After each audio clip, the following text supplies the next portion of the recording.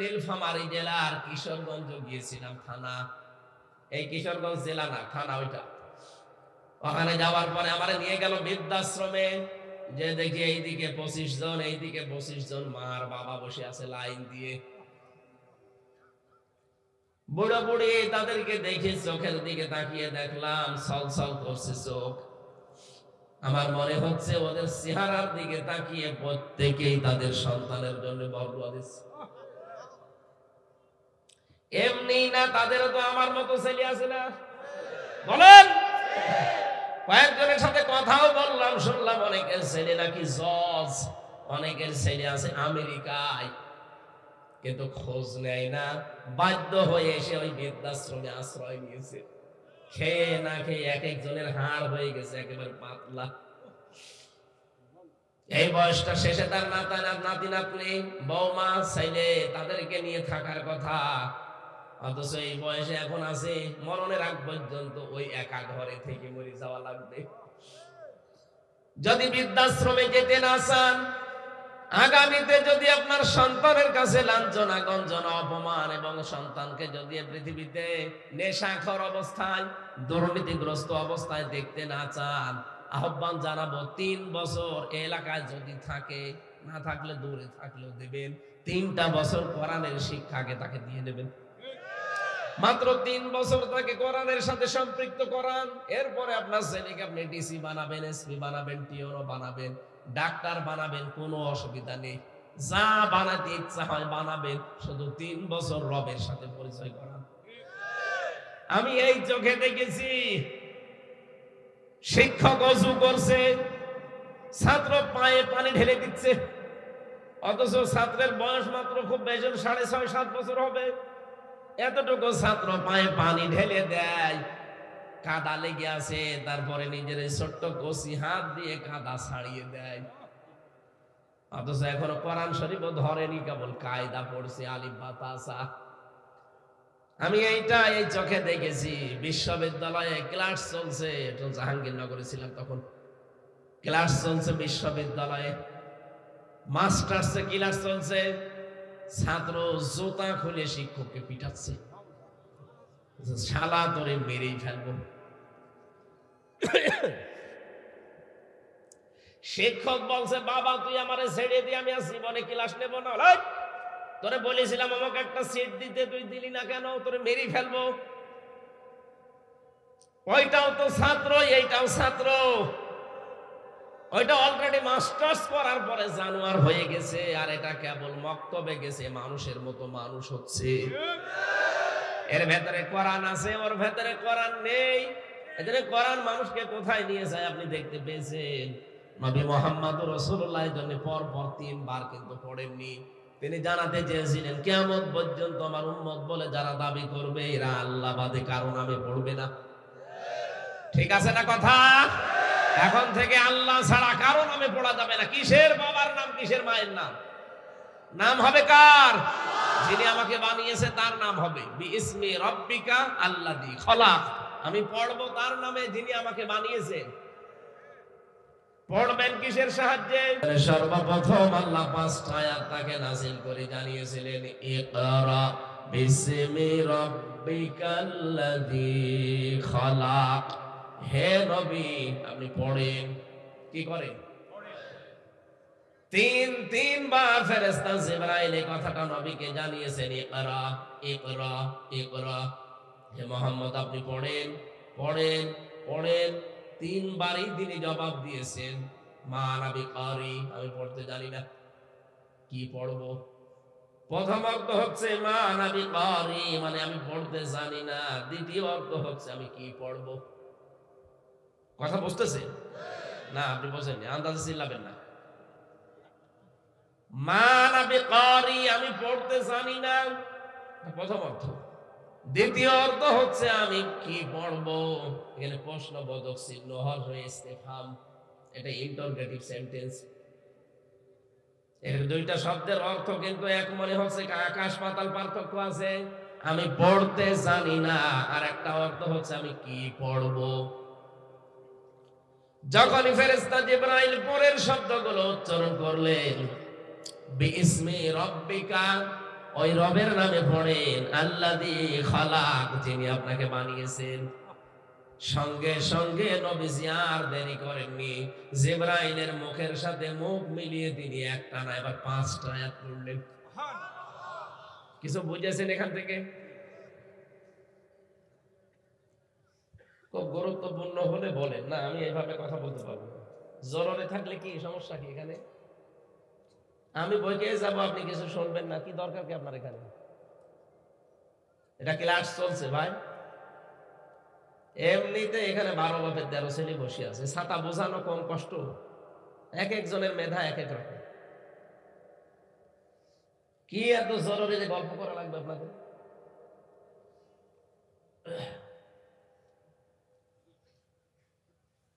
আমি 1 ঘন্টা ক্লাস করাবো, যদি 5টা প্রশ্নের জবাব দিতে আপনি না পারেন, তা আপনার এই ছাত্র হয়ে বসে থাকার দরকার আছে? আপনি যে বিড়ি খান,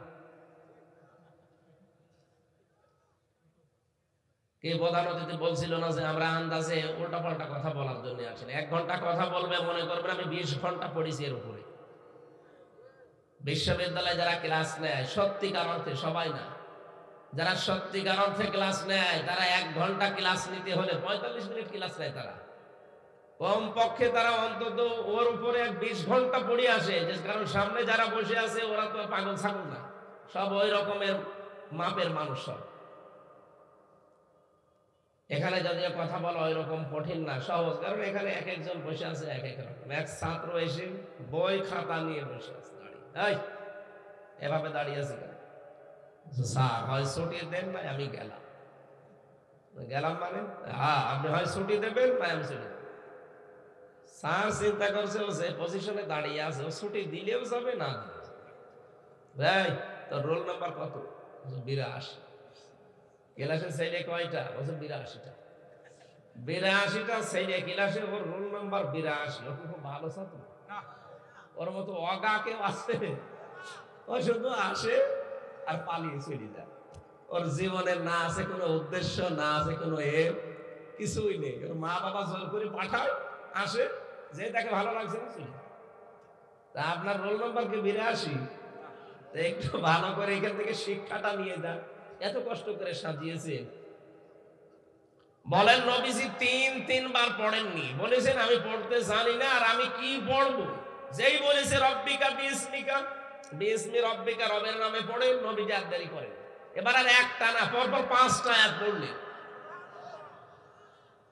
তাফসিরে হাক্কানি মুফাসসির লিখেছেন নবীজি যেন এইটাই জানাতে চাচ্ছিলেন, হে ভাই জিবরাইল, বারবার আমাকে পড়তে বলেন, আমি পড়বোটা কি?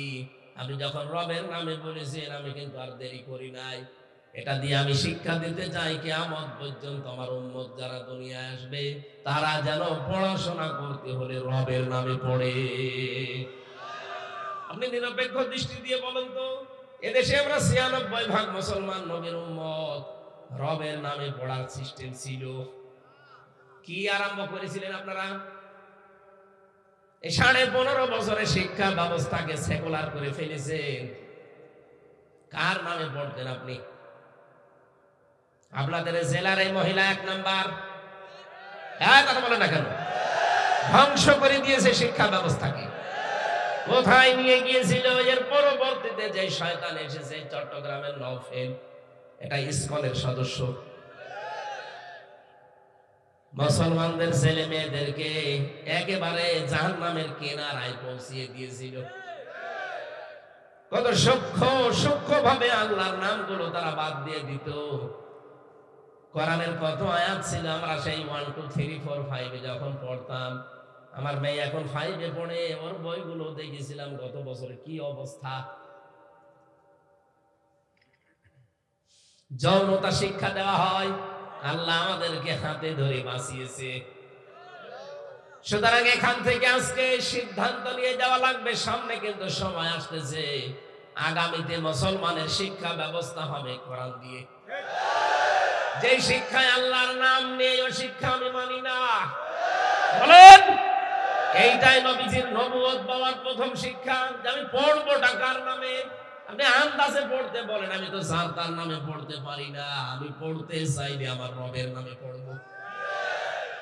রবের নামে যদি পড়া আরম্ভ হয়, ওর চরিত্র হয়ে যাবে সিবাগাতাল্লাহি ওয়া মান আহসানু মিনাল্লাহি সিবাগা। তোমরা আল্লাহর রঙের রঙিন হও, আল্লাহর চাইতে উত্তম রং দুনিয়ায় আর কারো আছে নেই। সুতরাং শিক্ষা ব্যবস্থায় আল্লাহর রং নিয়ে আসা লাগবে। আল্লাহর রং কালো, হলুদ, লাল, কি হ্যাঁ না আপনি জানেন না, আন্দাজ বলবেন। আল্লাহর রং এই যে এটা। শিক্ষা ব্যবস্থা সাজাতে আমার আল্লাহ এখানে 500টা আয়াত দিয়েছেন যে আপনি শিক্ষা ব্যবস্থা কি করে তৈরি করবেন, এগুলো সব এখানে আছে। এইটা নিয়ে যান, আমার আল্লাহর রং ওখানে কালার হয়ে যাবে। সুবহানাল্লাহ বলতে পারবেন?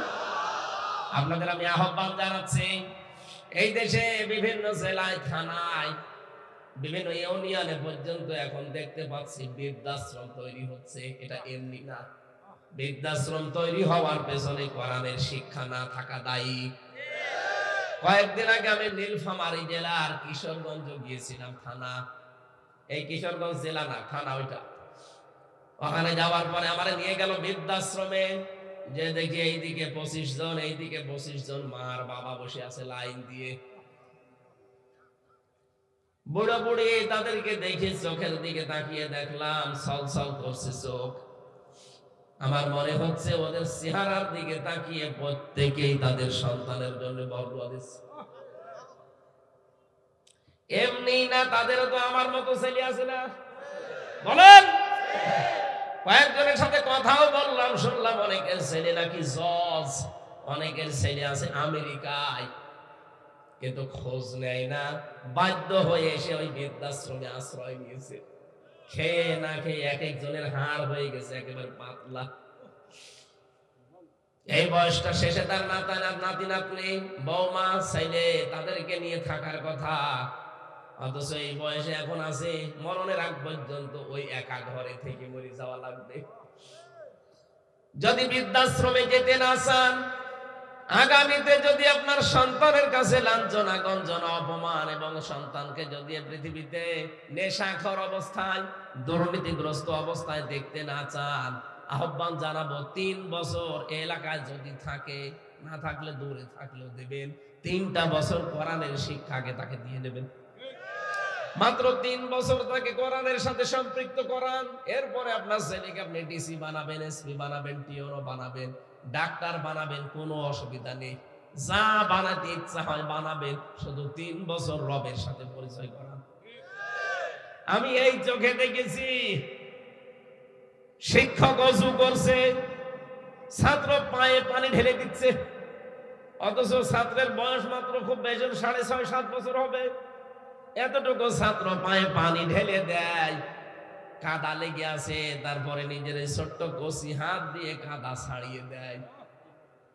অথচ এখনো কোরআন শরীফও ধরেনি, কেবল কায়দা পড়ছে, আলিফ বা তা সা। আমি এইটা এই চোখে দেখেছি। বিশ্ববিদ্যালয়ে ক্লাস চলছে, জাহাঙ্গীরনগরে ছিলাম তখন, ক্লাস চলছে বিশ্ববিদ্যালয়ে, মাস্টার্সে ক্লাস চলছে, ছাত্র জুতা খুলে শিক্ষককে পিটাচ্ছে, শালা তোরে মেরেই ফেলবো। শিক্ষক বলছে, বাবা তুই আমারে ছেড়ে দিয়ে, আমি জীবনে ক্লাস নেব না। তোরে বলেছিলাম আমাকে একটা সিট দিতে, তুই দিলি না কেন? তোরে মেরেই ফেলবো। ওইটাও তো ছাত্র, এইটাও ছাত্র।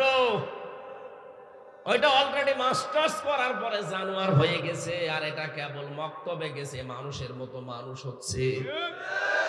এর ভেতরে কোরআন আছে, ওর ভেতরে কোরআন নেই। এজন্য কোরআন মানুষকে কোথায় নিয়ে যায় আপনি দেখতে পেয়েছেন? নবী মুহাম্মদ রাসূলুল্লাহর জন্য পর পর 3 বার কিন্তু পড়েননি। তিনি জানাতে চেয়েছিলেন কিয়ামত পর্যন্ত আমার উম্মত বলে যারা দাবি করবে, এরা আল্লাহ বাদে কারো নামে পড়বে না। ঠিক আছে না কথা? এখন থেকে আল্লাহ ছাড়া কারো নামে পড়া যাবে না। কিসের বাবার নাম, কিসের মায়ের নাম? নাম হবে কার? যিনি আমাকে বানিয়েছে তার নাম হবে বিইসমি রাব্বিকা আল্লাযী খলাক। আমি পড়বো তার নামে, যিনি আমাকে বানিয়েছেন। পড়বেন কিসের সাহায্যে? আল্লাযী আল্লামা বিল কলাম, যিনি আমাকে কলমের দ্বারা শিক্ষা দিয়েছেন। এখন তো কলম খাতা বইয়ের শিক্ষা আস্তে আস্তে বাদ হয়ে যাচ্ছে। ডিজিটাল হতে হতে আধুনিক হতে হতে এখন এগুলো সব বাদ। এখন বইয়ের সাথে, খাতার সাথে, কলমের সাথে আমাদের সম্পর্ক আস্তে আস্তে শেষ। আমরা সব হয়ে গেছি ডিজিটাল। কথা বলেন না কেন? এখন লাইব্রেরির সাথে আমাদের সম্পর্ক নেই।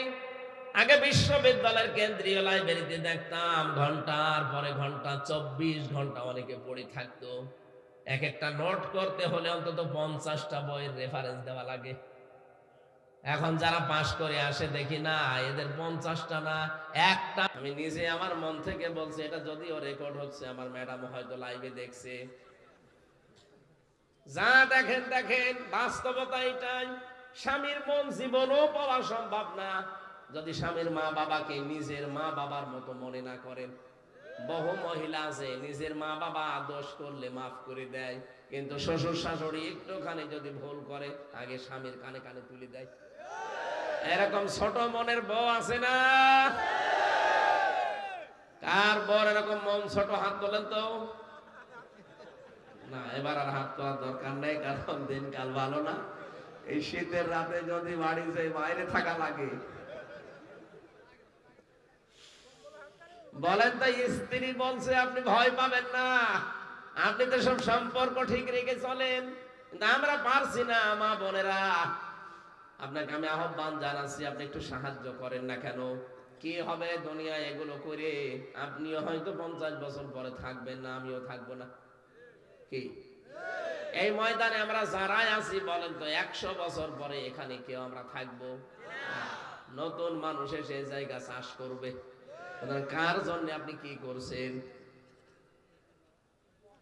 আল্লাহর নবী এভাবে কাঁপতেছেন, কম্বল দিয়ে চাদর দিয়ে ঢাকা আছে শরীরটা, এরপরও তার কাঁপা থামে না। কয়েকদিন চলে গেল এভাবে, ওহী বন্ধ হয়ে গেল। রব্বুল আলামিন এবার 7টা আয়াত নতুন করে নাজিল করলেন। এই সেই 7টা।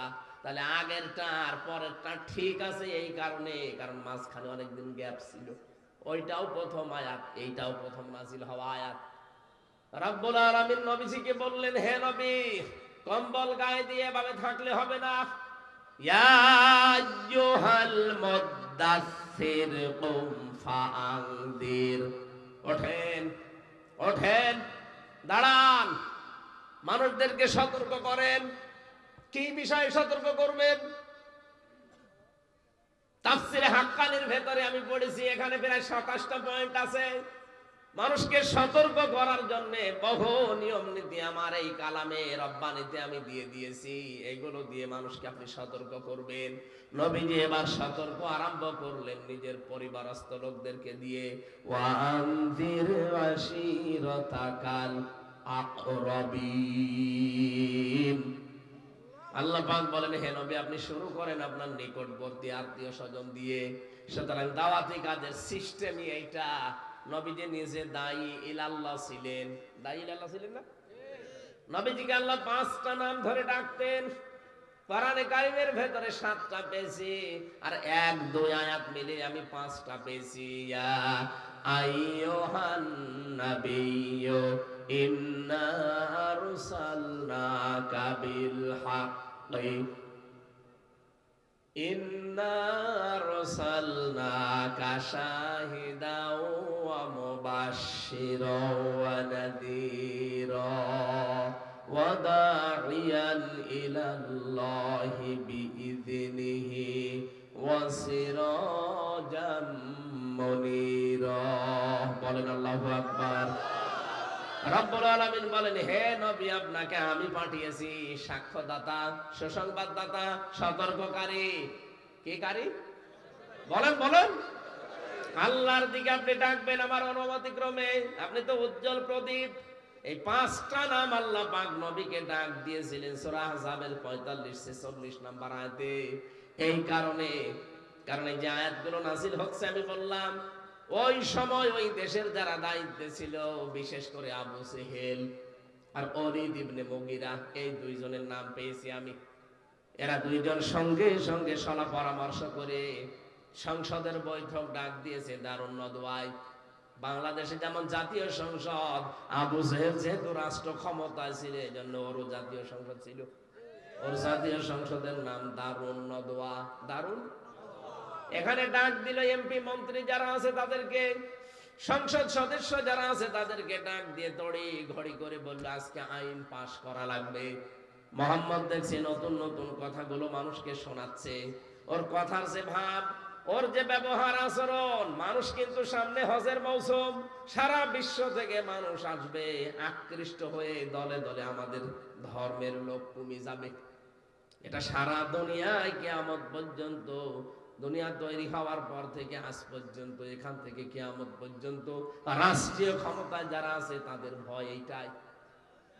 তারা জানে যে নবীদের দাওয়াতের যে প্রভাব, নবীদের দাওয়াতের যে সম্মোহনী শক্তি, এইটা আমাদের কথা দ্বারা জীবনও কভার দেওয়া সম্ভব না, সুতরাং তাদের নামে বদনাম দিতে হবে।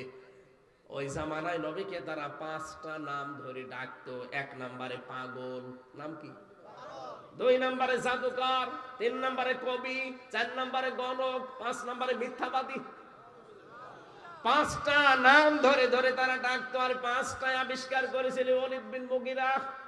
কোরআনে কারিমে আল্লাহ রাব্বুল আলামিন বলেন, ইন্নাহু ফাক্কারা ওয়া কদ্দারা ফাকুতিলা কাইফা কদ্দারা সুম্মা কুতিলা কাইফা কদ্দার সুম্মা নাযার। এই মানুষগুলো তারা ফিকির করত, চিন্তা ভাবনা করে করে তারা একটা সিদ্ধান্তে উপনীত হতো যে কি করে এদেরকে দাবিয়ে রাখা যায়। এটা 1500 বছর আগের কথা বলছে। এই এদিকে তাকান, 1500 বছর আগে এই সিদ্ধান্ত নিয়েছিল জাতীয় সংসদে বসে দারওয়ান নদওয়াই, তার নাম ওলীদ বিন। আমার মনে হচ্ছে 1500 বছর পর ওই লোকটার প্রেতাত্মা অনেকের উপরে ভর করেছে। ওই সময় নবীকে ওরা বলতো জাদুকর, এখন অনেকে নবীর উত্তরাধিকারীকে বলছে ধর্ম ব্যবসায়ী। কথা বলা লাগবে, আপনি দেখেন তো কথা মিলে যাচ্ছে। খাপের খাপ, মুমতাজের বাপ। ওই জামানায় নবীকে ফিকির করে চিন্তা ভাবনা করে দাবিয়ে রাখার জন্য নাম দিত। কি নাম দিলে মানুষ বিশ্বাস করতে পারে? প্রথমেই তারা দিয়েছে যে জাদুকর। এ তো নবী কি জাদুকর ছিলেন? একজন আর একজনকে বলছে না, এ নামে হবে না, জাদুকর দিলে মানুষ মানবে না।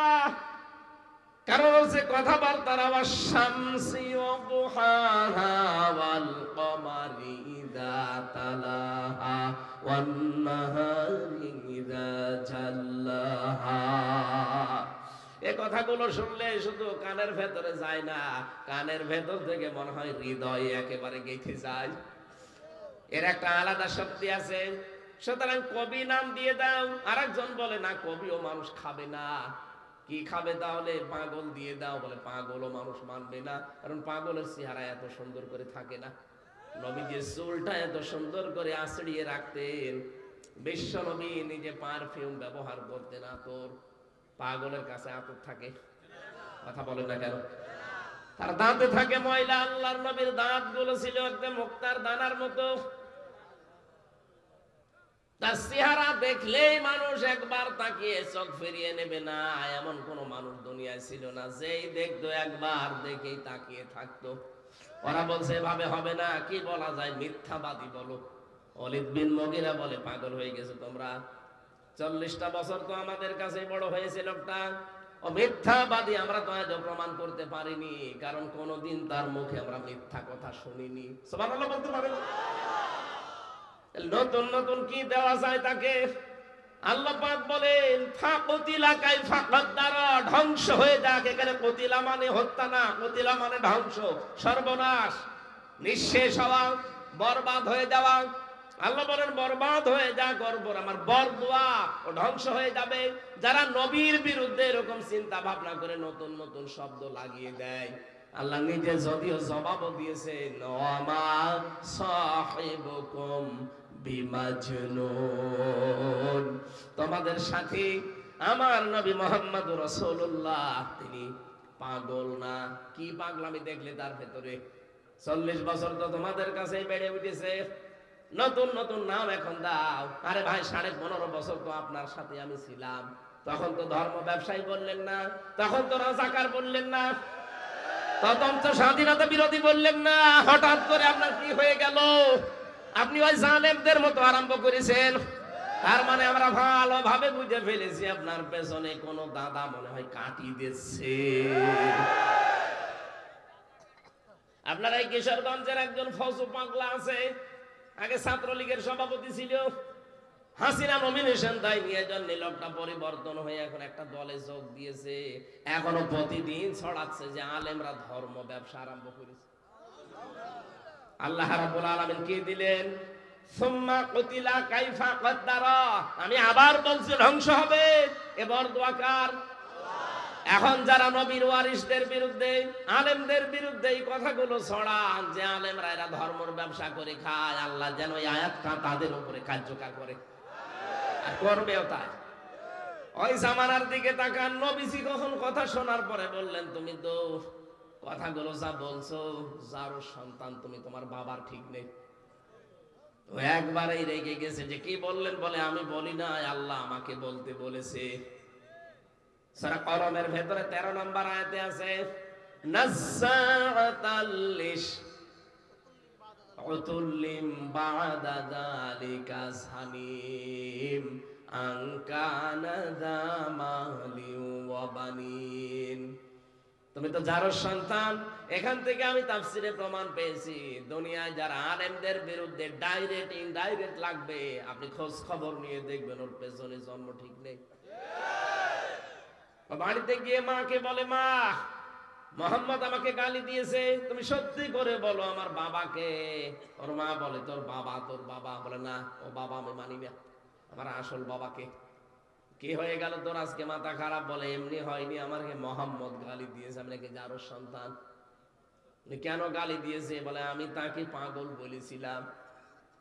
এমনি বলেনি, ওই ছেলে যা বলে তা তো ঠিকই হয়, কারণ তোর জন্ম তোর বাবা দেয়নি, দিয়েছে বাড়ির রাখাল।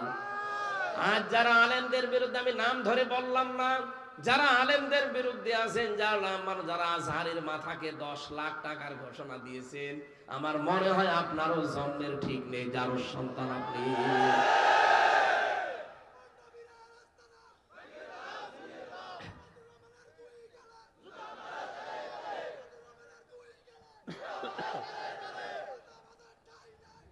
আমার ভাইরা, আজ আলেমদেরকে নাম নিয়ে নিয়ে আপনি কথা বলছেন, আর আপনার বাবার কথা একটাও বলে। এখানে কত শিক্ষিত মানুষ বসে আছে, আপনি একটা ভুল ধরে দেন তো যে এটা আপনি বাবার কথা বললেন। আমি যা পড়িয়ে এসেছি আমি তো তাই বলছি, কথা বলে না কেন? আপনার কাছে ধর্ম ব্যবসা মনে হয়? হ্যাঁ, কোরআন প্রচার করা, কোরআন প্রতিষ্ঠা করা, কোরআন প্রতিষ্ঠার আন্দোলন করা, এটা যদি ধর্ম ব্যবসা হয়, যে হ্যাঁ আমরা এইটাই ধর্ম ব্যবসা, এটা আমি মেনে নিয়েছি। এই জন্যই তো আল্লাহ দিয়েছেন অলিরব্বিকা ফাকাব্বির অলিরব্বিকা ফাসবির। হে নবী, ইসলামের প্রচারে, ইসলামের প্রতিষ্ঠায় যদি ঝামেলা আসে, যদি জুলুম অত্যাচার নির্যাতন উল্টাপাল্টা কথা কেউ বলে, আপনি রবের জন্য ধৈর্য ধারণ করবেন। আমরা কিন্তু ঠিকই এই দেশে রবের জন্যই ধৈর্য ধারণ করেছি, কিছুই বলি না আপনাদেরকে। আপনারা যারা আলেমদেরকে উলট পালট নামে ডাকেন, আপনার ভেতরে যে কি আছে জনগণ কিন্তু জানে। আপনার চরিত্র যে কত খারাপ, আপনি যে কত নিচে নামতে পারেন। আগস্টের 5 তারিখের পর থেকে অনেকে দেখে ফেলেছে, রাত 12:30টায় যায় চাঁদা চাইতে। এই যে নারায়ণগঞ্জের বন্দরে রাত 12:30টায় গেছে চাঁদা চাওয়ার জন্য। সেদিন বাইতুল মোকাররমে চাঁদা চাইতে গিয়ে জনগণ জোতা দিয়ে পিটিয়েছে। আমি কি এগুলো বানিয়ে বলছি? এগুলো সব রিপোর্ট আছে। আবার সকালবেলা জানিয়েছে যারা 12:30টায় গেলাম, মানুষজন টের পেল কি করে আমি চাঁদা চাইতে আসলাম। আরে ভাই, বাংলাদেশ এখন নখদর্পণে গোয়েন্দাদের, আপনি জানেন ওদের মেশিন কি উন্নত, আমি নিজে দেখেছি রিমান্ডে। কোথায় আমি রিমান্ডে আছি? ওই সেই সাতক্ষীরা থেকে মাওলানা আমিরুল ইসলাম বেলালি, উনি আমার বাড়িতে কল দিয়ে কি একটা কথা জিজ্ঞাসা করেছে, ওইটা দেখে ভিডিও আকারে সকালে আমার দেখাচ্ছে। আমি অস্বীকার করবো কি করে? এই দেশটা এখন গোয়েন্দাদের নখদর্পণে। থালার ভেতরে, এই যে এই থালা, এখানে কয়টা কুয়া আছে দেখে দেখে আমি বলতে পারবো না। ওদের সামনে কিন্তু এই, আপনি মনে করেন রাত 12:30টায় চাঁদা চাইতে যায়, জানে কি করি? আপনি পায়খানায় বসে কি করেন তা ওরা দেখতে পায়। আপনি আছেন কোথায়? সেদিন আমি গোয়েন্দা বিভাগের সর্বোচ্চ পর্যায়ে যিনি আছেন কথা বললাম যে কি ভাই, বলছে আমরা নগদ অর্পণে রেখেছি, সব আমাদের একেবারে হাতের তালুর উপরে। আমরা দেখতে চাচ্ছি আগস্টের 5 তারিখের পর থেকে কে কি করে। এমনিতেই তারেক জিয়া কালকে আজকে সকালবেলা দেখেননি ভিডিও বার্তা পাঠিয়েছে যে থামেন আপনারা, আমরা একটা মাজলুম দল, এই মাজলুম দলকে ডুবিয়ে ফেলার জন্য অনেক কিন্তু রাম আর বাম উঠে পড়ে লেগেছে। এগুলো এই দলের মাজলুম দলের জন্য এগুলো ক্যান্সার। আমার মনে হয় দলীয় ভাবে সিদ্ধান্ত নিয়ে এই ক্যান্সার গুলোকে পিঠের উপরে বাড়ি দিয়ে ফেলে দেওয়া দরকার, যে তোদের দরকার নেই, যা। দুষ্ট গরুর চাইতে শূন্য গোয়াল। কথা বলেন না কেন? আমাদের ভেতরে দুষ্ট গরু নেই। যদি দুষ্ট গরু কয়েকটা মাথা ছাড়া দেয়, তারে কিন্তু গরু গোয়ালে রাখা হবে না, বের করে দেওয়া হবে। আর আমরা চাই আগস্টের 5 তারিখের পর থেকে এই দেশে এইটাই হওয়া দরকার যে দুষ্ট গরুর কোনো জায়গায় দেশে নেই। দুষ্ট গরু যারা আছে চলে যান আপার কাছে, উনি একা একা বিশাল এক ফ্ল্যাট নিয়ে আছে দাদার কাছে, জায়গাগুলো কি করবে, আপনিও চলে যান। অত বড় বাড়িও কি করবে একা একা।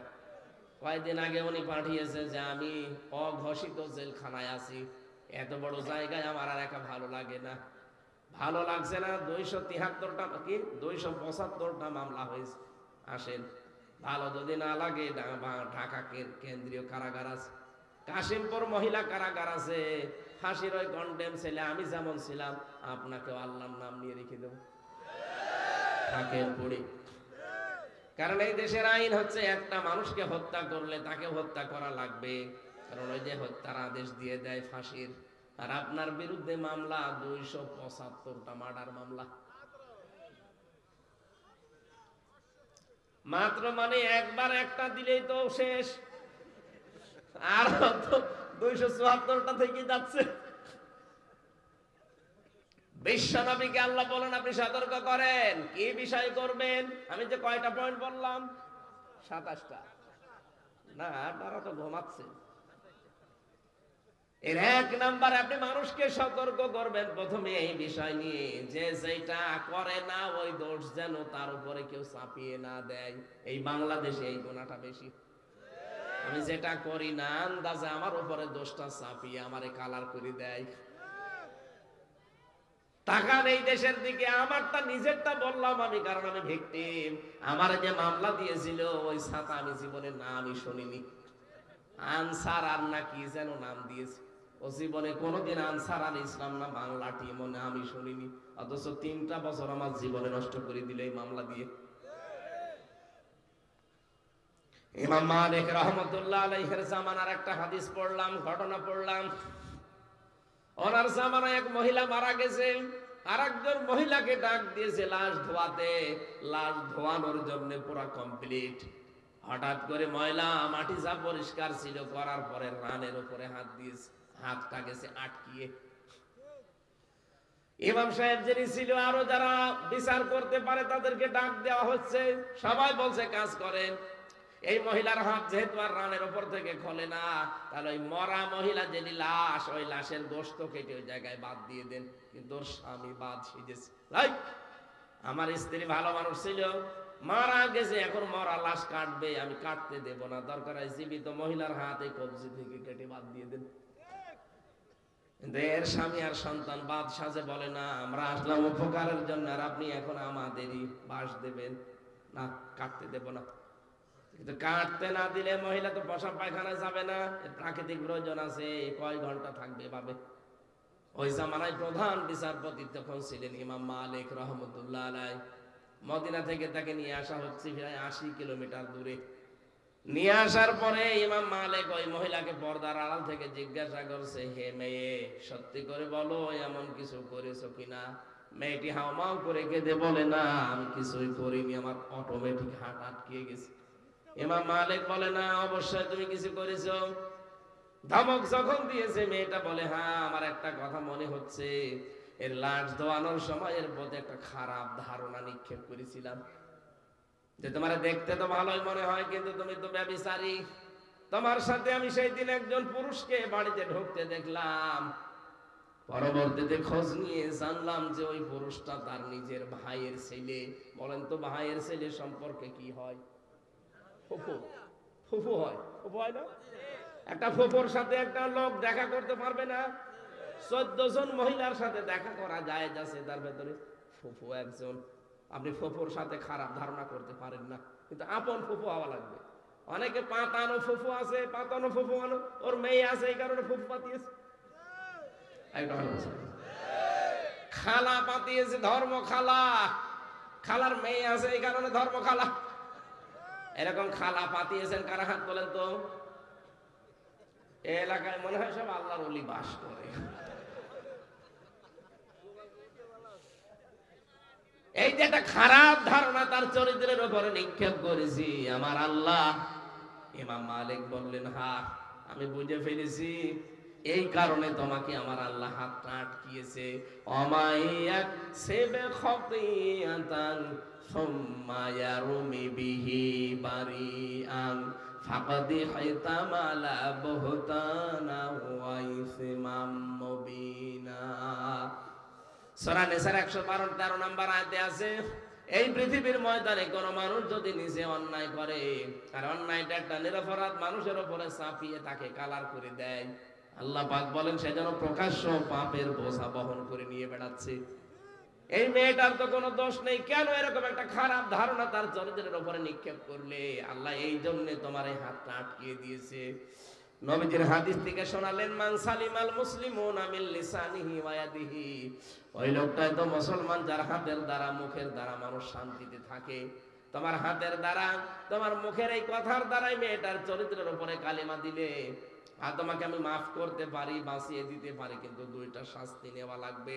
সূরা নিসা 4 নাম্বার আয়াতে আল্লাহ এই আয়াতটা দিয়ে দলিল দিয়েছেন, ওয়াল্লাযীনা ইয়ারমুনাল মুহসানাতি সুম্মা লাম ইয়াতু বিআরবা'তি শুহাদা ফাজলিদুহুম 80 জালদা ওয়ালা তাকবালু লাহুম শাহাদাতান আবাদা ইলা আখির আয়াত। কোন নিরপরাধ, নিষ্কলুষ, চরিত্রবান, সতী সাধবী কোন মেয়ের উপরে যদি কেউ জেনার তহমত দেয়, ব্যভিচারের দোষ চাপিয়ে দেয়, যদি 4 জন সাক্ষী জোগাড় করতে না পারে, তাহলে তাকে 2টা শাস্তি দুনিয়ায় দেওয়া লাগবে। 1 নম্বরে 80টা বেত মারা লাগবে, 2 নম্বরে তার সাক্ষী আর কোনোদিন গ্রহণযোগ্য হবে না। তুমি যেহেতু কাজটা করেই ফেলেছো, তোমার সাক্ষীও নেই, তুমি আন্দাজে কেন এই মেয়েটার উপরে খারাপ ধারণা নিক্ষেপ করলে? 80টা বেত মারা হবে। আর বেত না মারলে হাত তো ছড়বে না, কারণ দুনিয়ায় কোন গুনার যদি বিচার হয়ে যায়, কিয়ামতের দিন আল্লাহ ওই বিচার আর ডবল করে করে না। 79টা বেত মারা হয়ে গেছে, জল্লাদ দিয়ে, চামড়ার চাবুক দিয়ে মারা হচ্ছে। মেয়েটা কাঁদতে কাঁদতে বেহুশ হয়ে যায়, কিন্তু 79টার পরে তারপরও হাত খোলে না। জল্লাদ বলে কি করা যায়? ইমাম মালিক বললেন, না, কোরআনের আয়াত মিথ্যা হতে পারে না। ওয়াতাম্মাত কালিমাতু রাব্বিকা সিদকাও ওয়া আদলা লা মুবাদদিলা লিকালিমাতি। সূরা নামের 115 নম্বর আয়াতের প্রথম অংশে আছে, আল্লাহ পাক বলেন, এই কোরআন আমি নাযিল করেছি পরিপূর্ণ সত্য বাণী দিয়ে আর ইনসাফ দিয়ে, কখনো কখনো কখনো এটার পরিবর্তন হবে না। সুতরাং 79টা হয়ে গেছে, আর একটা বাকি আছে। আল্লাহর কথা আমি 100 ভাগ বিশ্বাস করি। আরম্ভ করো বিসমিল্লাহ বলি। যিনি যখন 80টা এক বাক্যে আর একটা বাকি আছে বিসমিল্লাহ বলে দিলেন, চট করে হাত খুলে গেছে। মেয়েটাকে ডাক দিয়ে বলে, তোমার প্রথম শাস্তি শেষ। দ্বিতীয় শাস্তি হচ্ছে, যতদিন বেঁচে আছো কোনো দিন তোমার এই অপরাধের কারণে তোমার সাক্ষী আর আদালতে গ্রহণযোগ্য হবে না। আজ বাংলাদেশে আয়াতটা যদি সংসদে থাকতো, এদেশের কত মানুষের মিথ্যা সাক্ষী বাতিল হয়ে যেত। আল্লামা সাঈদীর বিরুদ্ধে সাক্ষী দিয়েছে, 71-এর সাক্ষী দেবে, 75-এ তার জন্ম।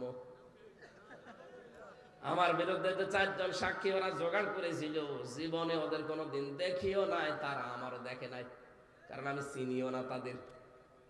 আজ যদি একটা নিরপরাধ মানুষের উপরে দোষ চাপিয়ে তার জীবনটা নষ্ট করে দেয় মানুষ, মিথ্যা মামলা দিয়ে, মিথ্যা সাক্ষী দিয়ে, এটা যদি বন্ধ হয়ে যেত, বাংলাদেশে 1,10,000 মানুষ জেল খাটতেছে, আমার মনে হয় অনেকেই বিনা কারণে নির্দোষ প্রমাণ হয়ে বেরিয়ে যেত।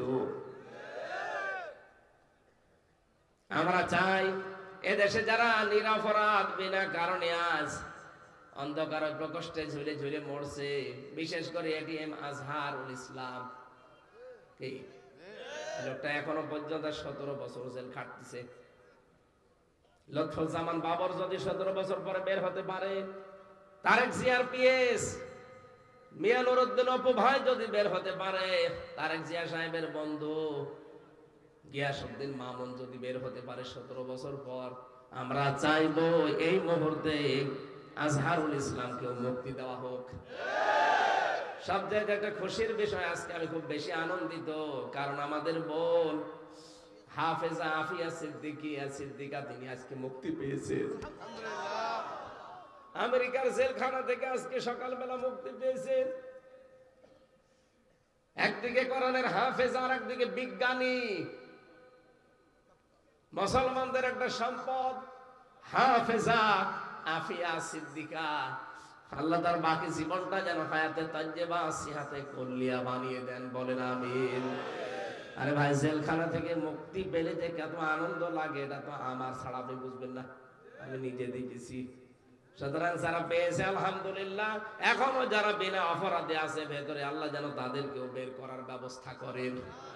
অতি দ্রুত তারা যেন মুক্ত বাতাসে মুক্ত ভাবে আল্লাহকে সেজদা দিতে পারে, বলেন আমিন। 3টা বছর আমি জমার নামাজ পড়তে পারি নাই। জমার নামাজ কি আমি জানতামই না, কারণ 3 বছর তো পড়তে পারি নাই। জালেমরা আমারে 24 ঘন্টা একটা ফাঁসির সেলের ভেতরে, কন্ডেম সেলে তালা লাগিয়ে রাখতো। আমার সাথে কেউ যেন কথা না বলে সিসি ক্যামেরা দিয়ে রাখতো, আলাদা 2 জন কারারক্ষী দিয়ে রাখতো, আমার দিকে কেউ যেন না তাকায়। যে মুক্ত হয়ে এখন এসেছি, কোনোদিন তো ভাবি না যে আবার বাইরে যেতে পারবো। আল্লাহ যখন মুক্ত জীবনে ফিরিয়েই দিয়েছে, বারবার আল্লাহর কাছে বলছে আমার কণ্ঠটা তুমি ফিরিয়ে দাও, আর আমার শরীরটা তুমি আগের অবস্থায় ফিরিয়ে দাও। আগামীতে আমি আবার আসলে কথা বলবো, আমি আর পারছি না। কালকে পাবনা দারুল আমান ট্রাস্টে অনুষ্ঠান আছে, অনেক দূর যাওয়া লাগবে। সকালে মহিলা মাহফিল আছে পাবনা দারুল আমান ট্রাস্টে। এ আয়াতে লক্ষ লক্ষ কথা আছে। আগামীতে আবার যদি এই যে ফরিদগঞ্জে একটা মাহফিল নিয়েছি, ওই যে কি যেন নাম ওনার, নোয়াপাড়া নাকি, আগামী বছরে যে জামিল ভাই নাকি আছে না, জামিল ভাই, ওনাদের এলাকায় আমি এখনো কথা দেয়নি, আসবো ইনশাল্লাহ। ওইটা আমার মনে হয় আশা লাগবে, ওখানে আসলে কথা বলবো। আমি এশার পরে, আগামীতে মাহফিল নিলে সব এশার পরে, এশার পরে উঠে পড়বো, যতক্ষণ চালানো যায় না। 11 তারিখে ডিসেম্বরের, আল্লাহুম্মা আমিন। লা হাওলা ওয়ালা কুওয়াতা ইল্লা বিল্লাহিল আলিয়্যিল আযীম। আস্তাগফিরুল্লাহাল্লাযী লা ইলাহা ইল্লা হুয়াল হাইয়ুল কাইয়্যুম ওয়া আতুবু ইলাইহি। রব্বুল আলামিন, কোরআনের অনুষ্ঠান যারা সাজিয়েছে এদেরকে তুমি মাফ করে দাও। এত সুন্দর আয়োজনে যারা আঞ্জাম দিল, এই যুবকদেরকে যেই মা পেটে নিয়েছে, মায়ের পেট খাদিজাতুল কুবরার মতো বানিয়ে দাও। মাহফিলের সম্মানিত সভাপতি আল্লাহ আমার উস্তাদ মাওলানা আব্দুল মান্নান খান, আল্লাহ আলেমকে তুমি আলেম হিসাবে কবুল করে নাও। মাহফিলের প্রধান অতিথি